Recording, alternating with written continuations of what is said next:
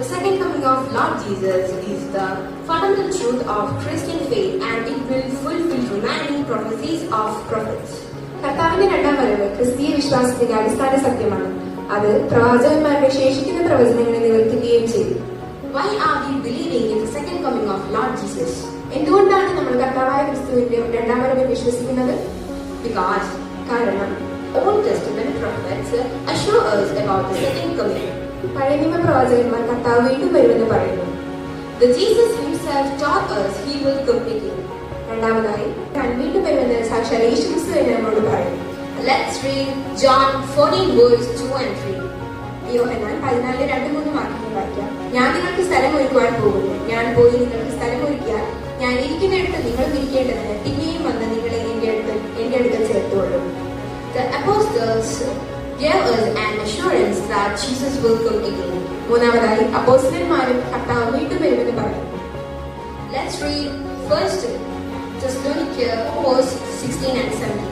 കർത്താവ് താൻ ഗംഭീരനാഥത്തോടും പ്രധാന ദൂതന്റെ ശബ്ദത്തോടും ദൈവത്തിന്റെ കാഹളത്തോടും കൂടി സ്വർഗത്തിൽ നിന്ന് ഇറങ്ങി വരികയും ക്രിസ്തുവിൽ മരിച്ചവർ മുമ്പേ എഴുന്നേൽക്കുകയും ചെയ്യും. പിന്നെ ജീവനോട് ശേഷിക്കുന്ന നാം അവനോട് ഒരുമിച്ച് ആകാശത്തിൽ കർത്താവിനെ എതിരേൽപ്പാൻ മേഘങ്ങളിൽ എടുക്കപ്പെടും. ഇങ്ങനെ നാം എപ്പോഴും കർത്താവിനോട് കൂടിയിരിക്കും. The angels declared that the Jesus will come again. ദൂതന്മാരും കർത്താവ് താൻ വീണ്ടും വരുമെന്ന് നമ്മളോട് പറയുന്നു. അതിനാധാരമായി അപ്പോസ്തല പ്രവൃത്തി 2:11 വാക്യത്തില് ഗലീല പുരുഷന്മാരെ, നിങ്ങൾ ആകാശത്തിലേക്ക് നോക്കി നിൽക്കുന്നുവെന്ന് നിങ്ങളെ വിട്ട് സ്വർഗാരോഹണം ചെയ്ത ഈ യേശുവിനെ സ്വർഗത്തിലേക്ക് പോകുന്നവനായി നിങ്ങൾ കണ്ടതുപോലെ അവൻ വീണ്ടും വരും എന്ന് പറഞ്ഞു.